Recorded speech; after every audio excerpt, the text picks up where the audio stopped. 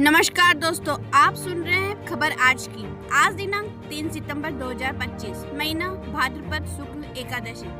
आज का दिन शुक्ल एकादशी यानी जल झूलनी 11 के रूप में मनाया जाता है। चलिए बढ़ते हैं देश की बड़ी खबरों की ओर। सेमिकॉम इंडिया 2025 का उद्घाटन। प्रधानमंत्री नरेंद्र मोदी ने नई दिल्ली की यशोभूमि में सेमिकॉन इंडिया 2025 सम्मेलन का उद्घाटन किया। इस सम्मेलन में 33 देशों की 350 से अधिक कंपनियां और वैश्विक प्रतिनिधि शामिल हुए, जिसमें भारत को सेमीकंडक्टर महाशक्ति बनाने का लक्ष्य है।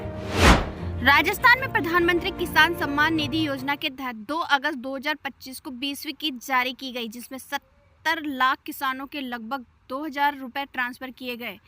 इस योजना के तहत पात्र किसान परिवारों को सालाना 6000 रुपए की 3 किस्त मिलती है।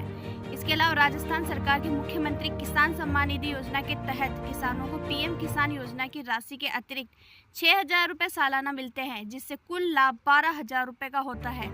कुछ किसानों के खातों में राशि नहीं पहुंची क्योंकि उनका आधार और बैंक खाता लिंक नहीं था या ई-केवाईसी अधूरी थी। किसानों को सलाह दी गई है कि वे अपना ई-केवाईसी पूरा करें और बैंक विवरण अपडेट करें। अगली किस्त अक्टूबर 2025 में आने की संभावना है। इसके अलावा बिहार में जीविका बैंक का उद्घाटन। प्रधानमंत्री नरेंद्र मोदी ने दोपहर 12:30 बजे वीडियो कॉन्फ्रेंस के माध्यम से बिहार राज्य जीविका निधि शाखा सहकारी संघ लिमिटेड का उद्घाटन किया। इस दौरान सहकारी संस्था के बैंक खाते में 105 करोड़ ट्रांसफर किए गए, जिसका उद्देश्य ग्रामीण महिलाओं, विशेषकर जीविका से जुड़ी दीदियों को आर्थिक सशक्तिकरण प्रदान करना है। बिहार में जीविका निधि योजना का शुभारंभ। प्रधानमंत्री मोदी ने बिहार में जीविका निधि सहकार संघ को लॉन्च किया, एक वित्तीय पहल जो ग्रामीण महिला उद्यमियों को आर्थिक संबल देगी। पीएम ने इसे बेहतरीन और शुभ कार्य बताया, जो दर्शाता है कि महिलाओं का सशक्तिकरण अब विकास की रीढ़ हो चुका है। मुख्यमंत्री महिला रोजगार योजना, जिसमें 10,000 से 2 लाख रुपए तक की सहायता। जी हाँ, बिहार सरकार ने महिलाओं को स्वरोजगार की राह पर आगे बढ़ाने के लिए एक दमदार योजना शुरू की है। इसमें महिलाओं को 10,000 से शुरू करते हुए 2 लाख तक की सहायता मिल सकती है। यह कदम खास तौर पर ग्रामीण और वंचित वर्ग की महिलाओं को आत्मनिर्भर बनाएगा। प्रधानमंत्री नरेंद्र मोदी ने आरजेडी और कांग्रेस पर तीखे हमला करते हुए कहा कि मेरी मां का अपमान देश की हर मां का अपमान है। साथ ही उन्होंने गांव-गांव में आत्मनिर्भर महिलाओं को आसान आर्थिक सहायता उपलब्ध कराने की योजना की जानकारी दी और बिहार के मुख्यमंत्री नीतीश कुमार को इस पहल के लिए बधाई दी। पीएम विश्वकर्मा योजना के लिए रजिस्ट्रेशन शुरू। जी हाँ, केंद्र सरकार ने पीएम विश्वकर्मा योजना की शुरुआत की है। यह योजना देश के कारीगरों और पारंपरिक काम करने वाले लोगों के लिए है। सरकार का कहना है कि इस योजना से बढ़ई, लोहार, सुनार, कुम्हार जैसे 40 से ज्यादा पेशों से जुड़े लोगों को फायदा मिलेगा।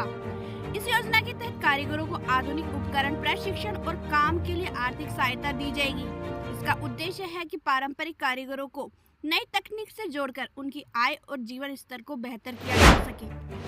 पंजाब से बड़ी खबर आ रही है कि पंजाब इस समय भारी बारिश और बाढ़ से जूझ रहा है। कई गांव पानी में डूब गए हैं, हजारों लोग बेघर हो गए हैं और अब तक कई लोगों की मौत भी हो चुकी है।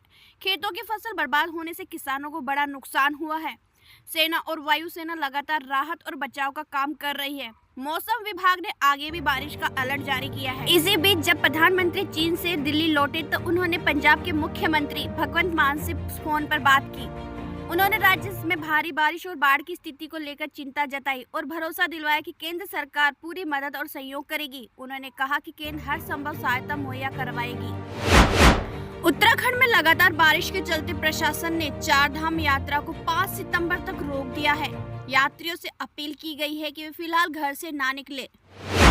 बिहार में नया वोटर कार्ड। जी हां, बिहार चुनाव आयोग ने बड़ा ऐलान किया है कि अब मतदाताओं को मिलेगा टेक्नोलॉजी से लैस नया वोटर कार्ड। इसमें सुरक्षा फीचर्स और QR कोड होंगे, जिससे फर्जीवाड़े पर रोक लगेगी।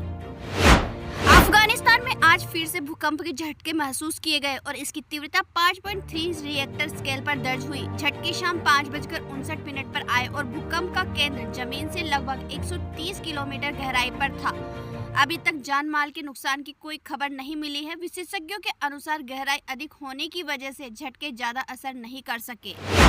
चलिए अब देखते हैं राजस्थान की कुछ खबरें। महिलाओं को नाइट शिफ्ट की अनुमति। राजस्थान सरकार ने कारखानों में महिलाओं को नाइट शिफ्ट में काम करने की मंजूरी दे दी है। इसके लिए महिलाओं की सहमति और सुरक्षा इंतजाम करना अनिवार्य होगा। साथ ही काम के घंटों को भी लचीला बनाया गया है। सौर ऊर्जा में बड़ा कदम। राज्य सरकार और इंद्रप्रस्थ गैस लिमिटेड ने मिलकर सौर ऊर्जा परियोजना का जॉइंट वेंचर शुरू किया है। इससे प्रदेश में नवीनीकरण ऊर्जा को बढ़ावा मिलेगा। एलपीजी गैस सिलेंडरों की कीमतों में राहत। जी हां, 19 किलो का कॉमर्शियल एलपीजी सिलेंडर अब 51.50 रुपये सस्ता हो गया।